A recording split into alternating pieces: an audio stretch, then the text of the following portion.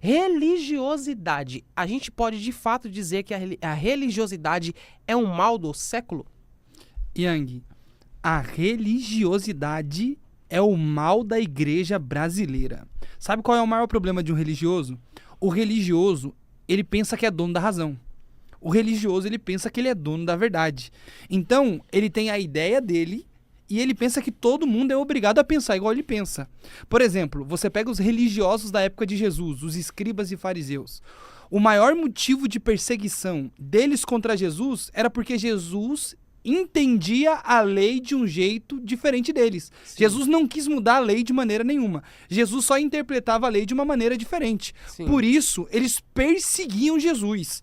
Porque tem gente que pensa que você é obrigado a pensar que nem ele. Senão você não presta, senão você não se encaixa na colinha social dele. E por isso perseguiam Jesus. Eles pensavam que eram donos da verdade. Mas aí tinha um problema. Os fariseus pregavam a verdade, mas viviam uma completa mentira. Jesus apareceu e quebrou o protocolo, porque Jesus pregava a verdade, porque ele é a verdade. Por isso os fariseus odiavam ainda mais Jesus, porque é uma coisa que eu aprendi: quem é de verdade sempre vai incomodar quem é de mentira. Uau. Então, o maior problema de um religioso é ver um pecador que assume ser pecador e se comporta como alguém falho. O problema do religioso é que ele acha que ele é santo demais, perfeito demais, mantém uma pose que não é verdadeira, não é real, ele não é a quarta pessoa da Trindade como ele pensa que é, e ele pensa que todo mundo precisa manter essa pose falsa dele. Tanto é que das maiores críticas de Jesus ali nos evangelhos não é contra o pecado. Jesus corrige o pecado, porque pecado é errado e pronto, ok?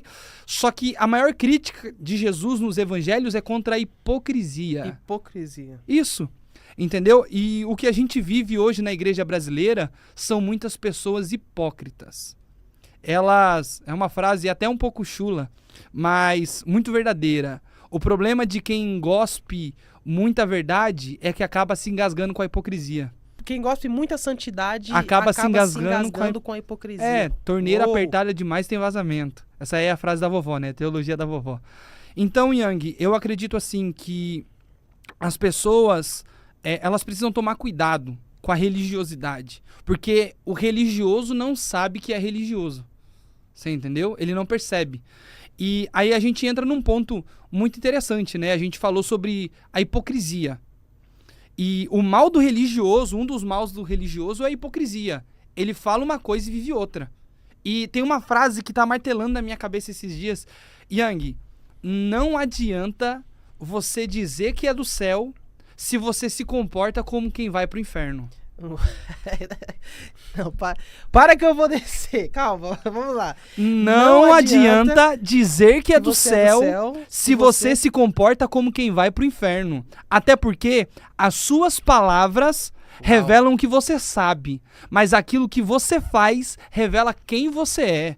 Eu não quero saber o que você fala. Falar até papagaio fala. Eu quero ver o que você faz. A gente olha para essas pessoas religiosas, elas falam muito, adoram impor regras para a vida dos outros, adoram corrigir os outros, mas na hora que você olha para a vida delas, elas não cumprem 10% daquilo que pregam. Era o mal dos fariseus. Eles pregavam uma verdade tão dura, mas tão pesada, que nem eles davam conta de vivê-la. Então, Jesus disse assim, olha, você conhece a árvore pelo fruto.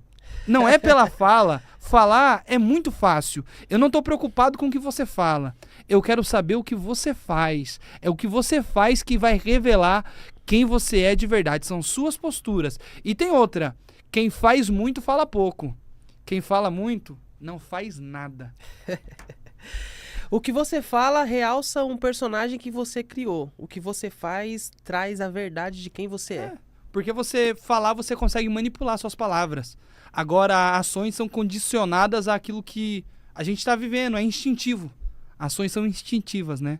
Agora, fala nem sempre. Apesar de que na maioria das vezes a gente acaba falando, mas se você conseguir se controlar mesmo, você consegue montar um personagem, como tem muitos por aí. E você fala o que você quer falar para agradar as pessoas e acaba se prendendo ali em um personagem. Yang, para você ter noção de como essa ideia de religiosidade é uma ideia muito problemática para a igreja brasileira, se a gente for olhar aí dados do IBGE, 1/3 da população brasileira, praticamente, quase 33% da população brasileira, se denomina evangélico. Eu não estou falando nem cristão, eu estou falando evangélico mesmo. E a conta é básica. Se somos evangélicos, 1/3 da população, ou seja, de cada 3 pessoas, uma é evangélica. Se cada um de nós ganhássemos uma alma por ano, a conta é básica. Em 2 anos, a gente teria o Brasil inteiro convertido para Jesus. Faz sentido. E por que isso não acontece? Ao invés do número de evangélicos aumentar, diminui. Por um simples motivo. Existem 3 maneiras de você evangelizar. A primeira, evangelismo de rua. Você vai na rua, evangelismo da vovó, da Assembleia de Deus. Você vai na rua, prega na praça, entrega um panfleto. O segundo seria o evangelismo pessoal. Seria mais a ideia que as churches fazem. Você visita a casa dos irmãos, Sim. Você faz uma reunião dentro da casa dos irmãos. E tem um terceiro. E esse método de evangelismo é o mais poderoso. Qual é? Se chama convivência. Convivência. Só que aí entra um problema. Porque assim, como eu disse, são as nossas atitudes que falam mais alto. Então, eu ouvi uma frase que eu guardei, que são palavras convencem, mas atitudes arrastam. Então, as nossas atitudes têm um poder de influenciar as pessoas, tanto para o bem quanto para o mal. É aí que entra o problema dos religiosos.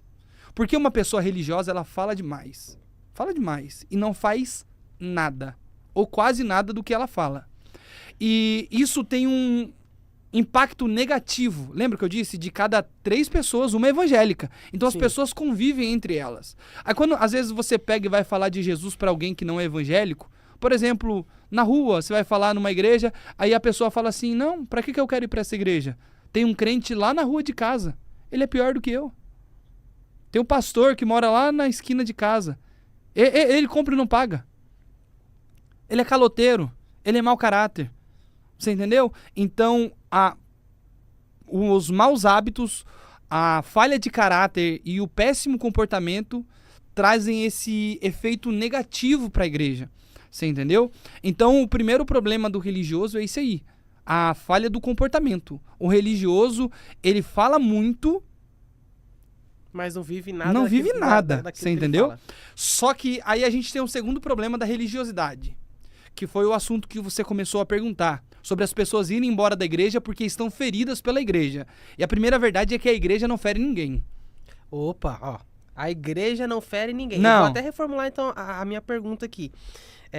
Dada essa informação que você trouxe, a igreja não fere ninguém. Não, a igreja não. O religioso, na sua visão, é um fato, é uma verdade dizer que todo religioso, ele reprime pessoas de chegar até Cristo? Ele afasta pessoas de Cristo?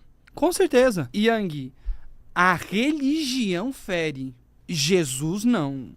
A religião mata, Jesus dá vida. O problema é que os religiosos se esquecem que Jesus não veio à Terra fundar uma religião. Jesus veio à Terra fundar uma igreja lavada e remida pelo sangue de Jesus, ok?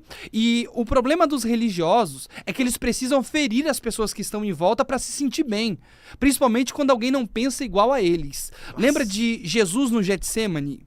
Malco, servo do sumo sacerdote, estava lá para prender Jesus, ok? Ele estava lá como representante da religião, para prender Jesus, porque Jesus pensava diferente deles. E toda vez que alguém pensar diferente de um religioso, ele vai ser perseguido por isso. Só que quando Malco foi prender Jesus, Pedro estava lá. Pedro era um homem bem bravo e cortou a orelha de Malco. Porque, Yang, nessa história, o homem fere e a religião fere. Só que quando Jesus viu a orelha de Malco sendo cortada, Jesus não pensou em ferir Malco. Jesus não pensou em ferir Pedro. A Bíblia diz que Jesus pegou a orelha de Malco e colocou no lugar. Porque o homem fere, a religião fere, mas Jesus cura e dá vida. Jesus é poderoso. Boa, cara.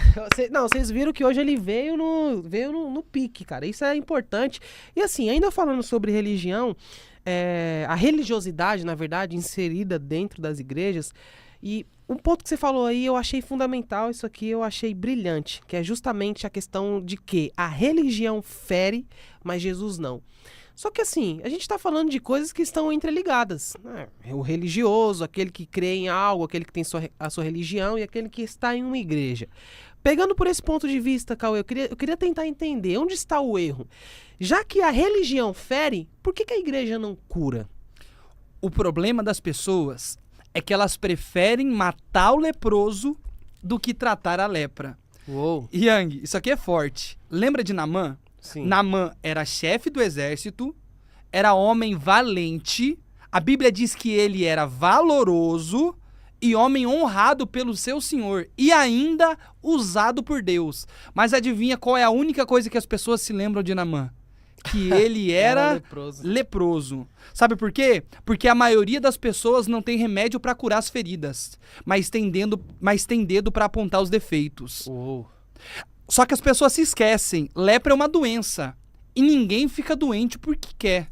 Sim. Então a gente precisa entender que ao invés de matar quem tá leproso, nós precisamos aprender a levar a cura para essas pessoas. Por exemplo, tem muita gente que quando vê um pregador caindo, prefere terminar de matar o cara. Compartilha o erro. Não, estende a mão para ajudar. Não tô dizendo que o certo é errado. E que o errado é certo. O errado é errado e ponto. Só que é uma coisa que eu aprendi. Pecado é pecado, mas tem perdão. Tem cura e tem transformação. A gente tem que aprender com a menina da casa de Naamã. Ela viu a lepra de Naamã. Só que a primeira coisa que ela fez foi dizer: se o meu senhor conhecesse o profeta que tem em Samaria, ele nunca mais seria o mesmo. Ela viu a lepra, mas ela não apontou a lepra, ela apontou a cura. A gente precisa aprender a parar de apontar o defeito e o pecado dos outros e começar a apontar para Jesus, porque Jesus é poderoso para curar qualquer ferida, qualquer lepra, qualquer doença. Jesus é poderoso. Até porque é muito fácil ser a igreja que exclui os leprosos. Difícil é ser o hospital que trata a lepra. Cara, muito bom, muito bom.